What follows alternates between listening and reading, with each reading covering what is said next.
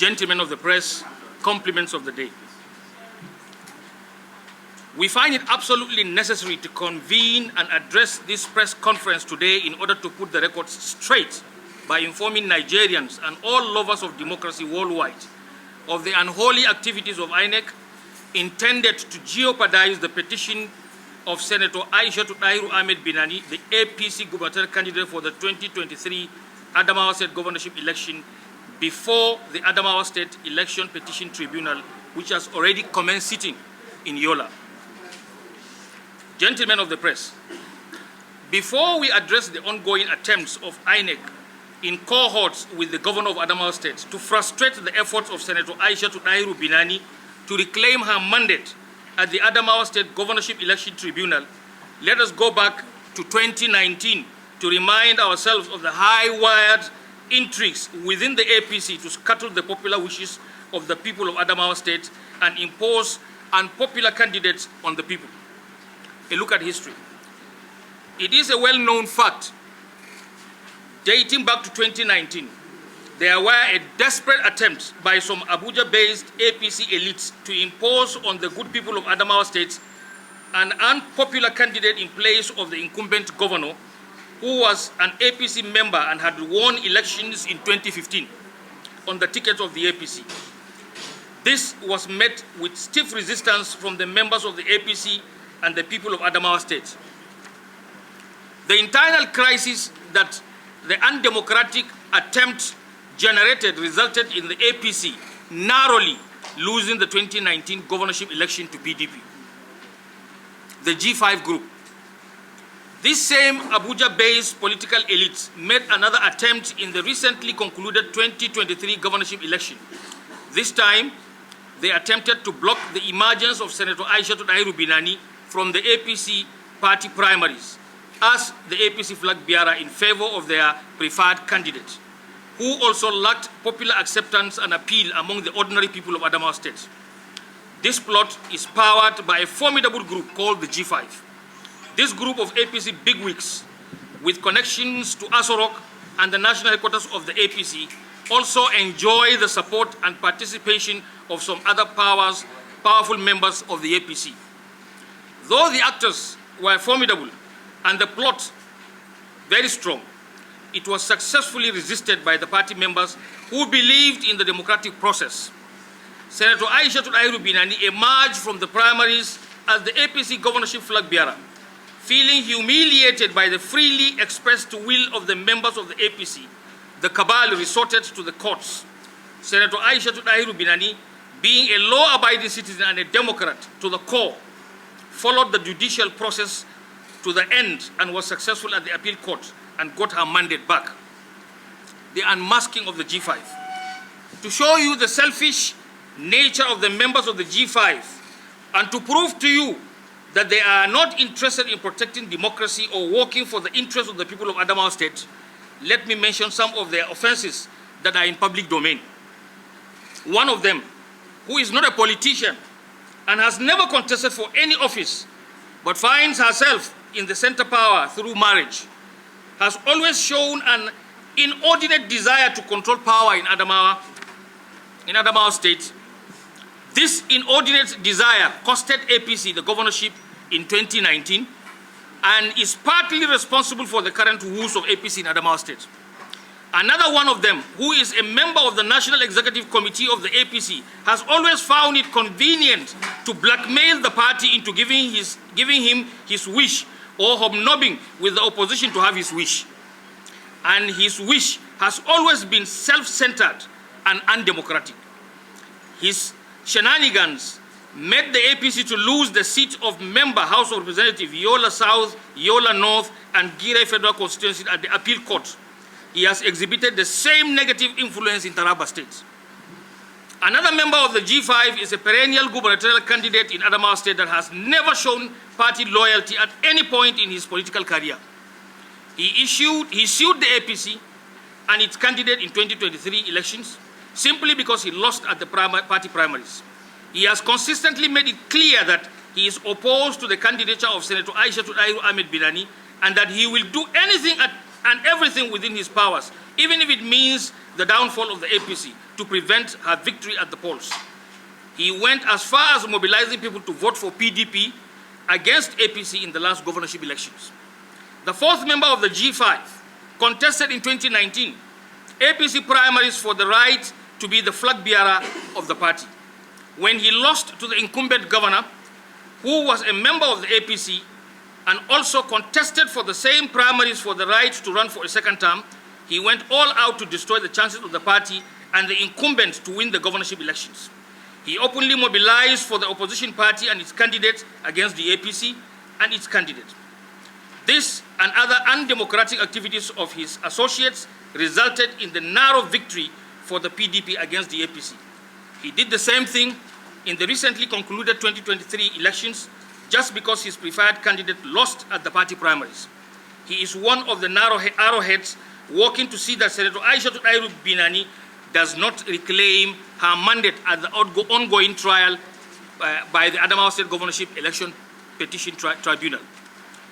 What all these people and their supporters fail to reckon with is the fact that Senator Aishat Dahiru Binani is well connected to the people of Adamawa State, both at the grassroots level and across the board on all other levels. She is a real Democrat and a true lover of the people who has proven herself over and over again.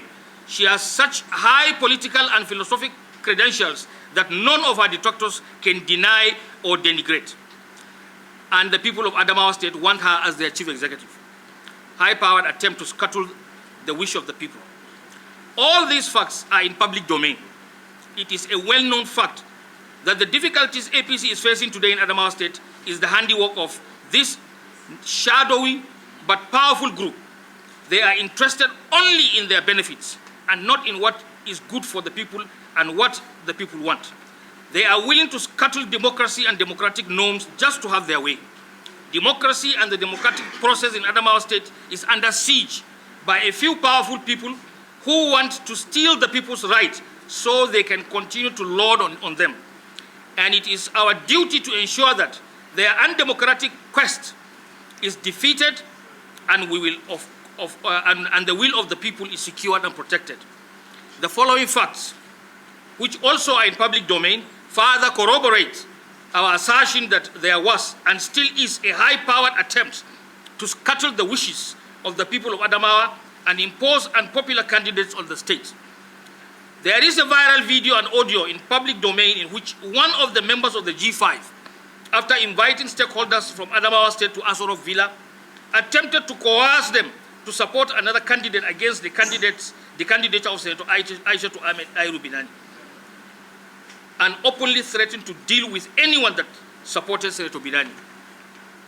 The same highly placed people openly told the world that Adamawa State was not ready for a female governor. This is also in public domain. It is a further proof of the attempts to scuttle the governorship ambition of Senator Aisha Dahiru Binani. Another proof is the conspicuous absence of all the actors in the G5 and their elite supporters from both the presidential and governorship campaigns of the APC in Adamawa State. There is no more concrete proof of opposition to the gubernatorial ambition of Senator Aisha Dahiru Binani than that. They were willing to slight the APC presidential candidate just to ensure the efforts, just to frustrate the efforts of the gubernatorial candidate.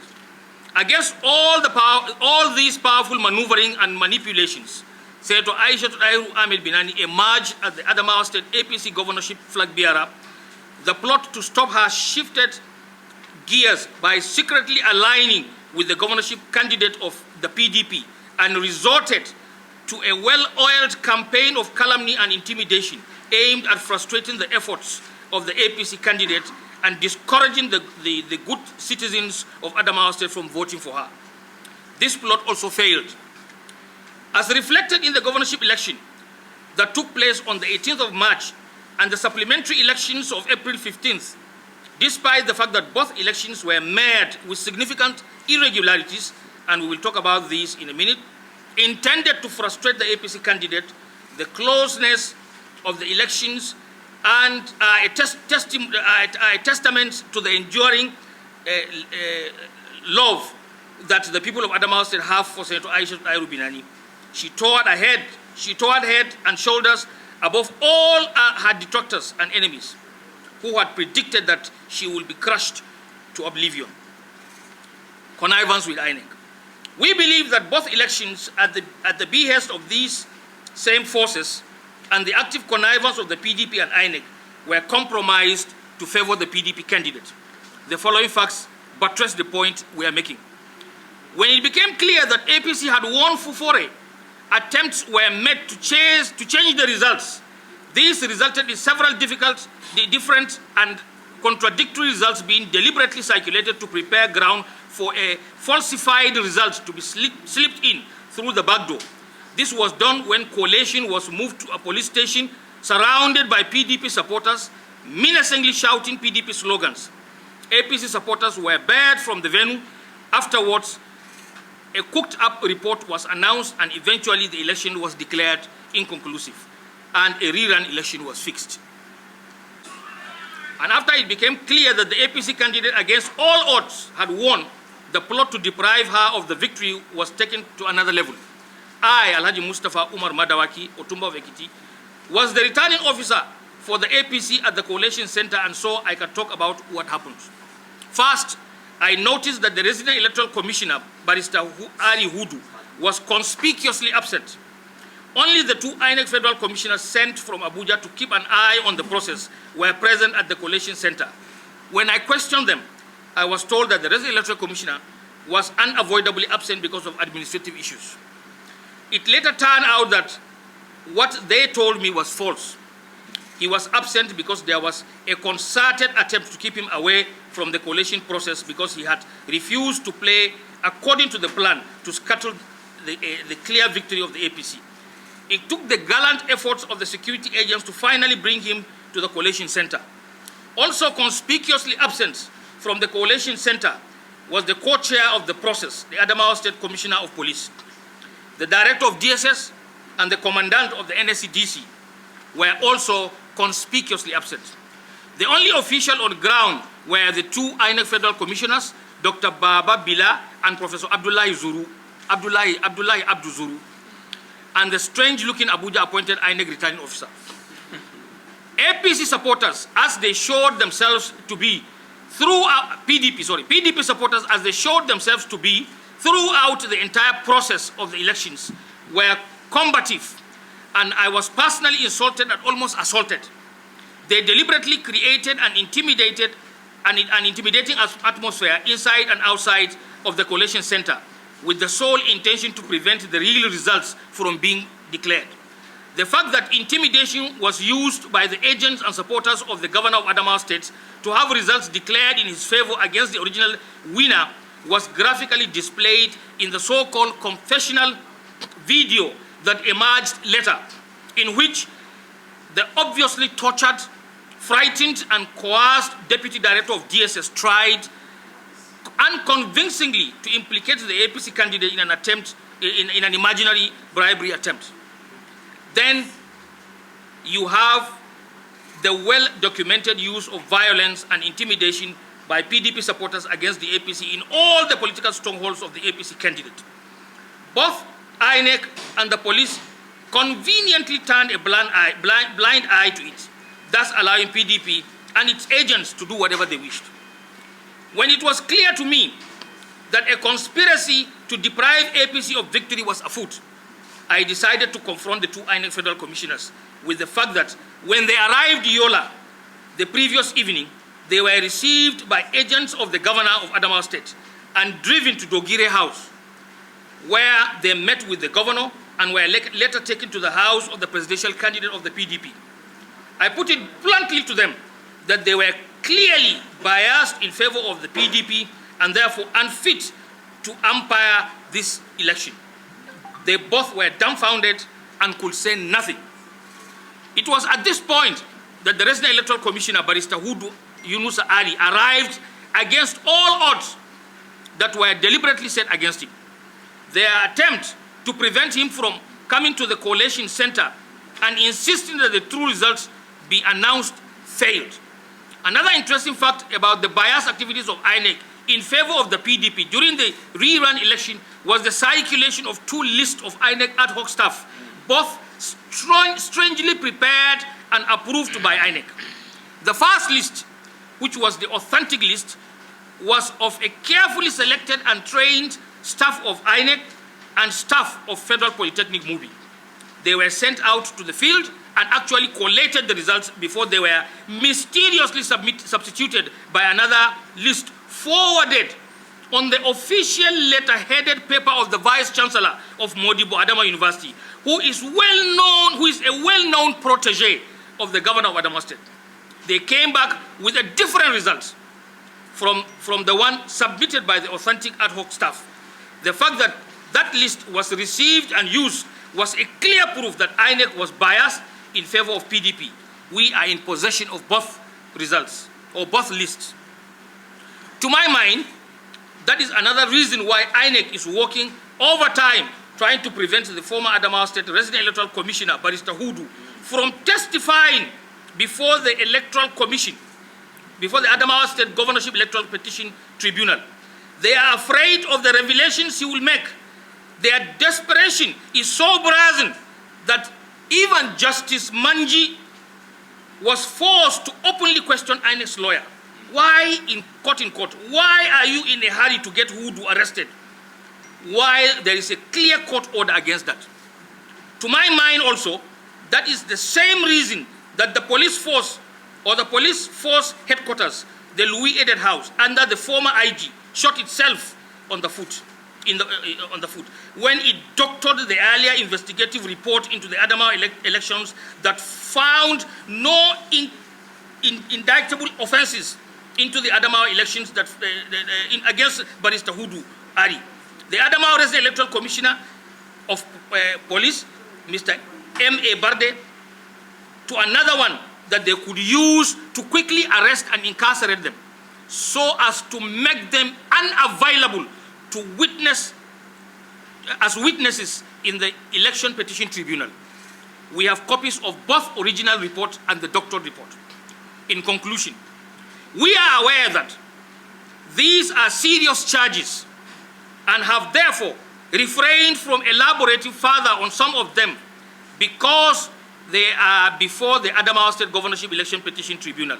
I have hence restricted myself to matters that are in public domain. From all the foregoing, any logical and unbiased person can clearly see the high-powered conspiracy to deprive Senator Aishat Dahiru Binani of her hard-earned victory at the 2023 general elections, Adamawa State gubernatorial elections, through the high-wired and undemocratic means. All we are doing today is to draw the attention of the good people of Adamawa State and the rest of Nigeria to the existence of this conspiracy, because it is their willfully expressed desire through the polls to have Senator Aishat Dahiru Binani as the governor that is being threatened. We are confident, however, that at the end of the judicial process that is ongoing, the truth will prevail. Senator Aishat Dahiru Binani will have her stolen mandate back, and the people of Adamawa will have their wishes granted. Finally, I want to take this opportunity to remind us that all Nigerians, and indeed the international community, are keenly waiting to see how the matter is eventually resolved. To this end, let it be known that copies of this press release will be sent to all embassies and diplomatic missions in Nigeria. Thank you. What I will say is just about the G-5 a little bit, because from the narration he gave, the G-5 are known from the actions he mentioned. They claim to be members of the APC, but they always work against the APC. That was what even led us to leave the party. We were all founding members of the APC. But for one reason or the other, in Adamawa there has never been a free, fair process to elect leaders or to bring in candidates. So we decided to say, no, we cannot be slaves in this project. This is our own seat that we led. I was the CPC chairman in Adamawa. I had to leave my seat as a party chairman to become a member of the APC. We were there. We were there from 2015, when we laid the foundation, up to 2019, when we found out that the same group that are manipulating are always working with the PDP, are still controlling the party. You will be surprised. Somebody who was a member of the party can take 7 members of the working committee in the state, take them to Jonathan when Jonathan went to Ella for campaign. That was when the crisis of APC started. When the party chairman became a candidate, a senator, Bintamasi, then the deputy chairman died. There was a vacuum. The working committee had to sit down and appoint one of the members to act before convention. Unfortunately, when he was appointed, they came and said no. They brought in people that are not part of the working committee. They appointed them. They became their stooges. They did whatever they wanted to do with those guys. So, and that thing continued. In 2019, in 2023, when I saw this thing is still repeating itself, I said, no, I can't waste my time here. Let me go and look for an alternative. An alternative is where you have a say in politics. Because in politics, you just have to be sure that at least you are rewarded, recognized, or reconciled. None of these has happened in APC. Because particularly in Adamawa, we have never seen a reconciliation committee. We have never seen a committee that come to recognize the founding members of this party or people to come and reward members of the party. So these 3 R's were absent completely in the last 8 years of the APC in Adamawa. So actually that is why we decided to say, okay, fine. Now there is a sign of kind of harmony. Maybe there's an opportunity for the party to grow again. So we are interested, we are back to help and contribute our own quotas, at least for the development of the citizen in the state and the party. That's my little contribution. Thank you so much. I think on this note, we want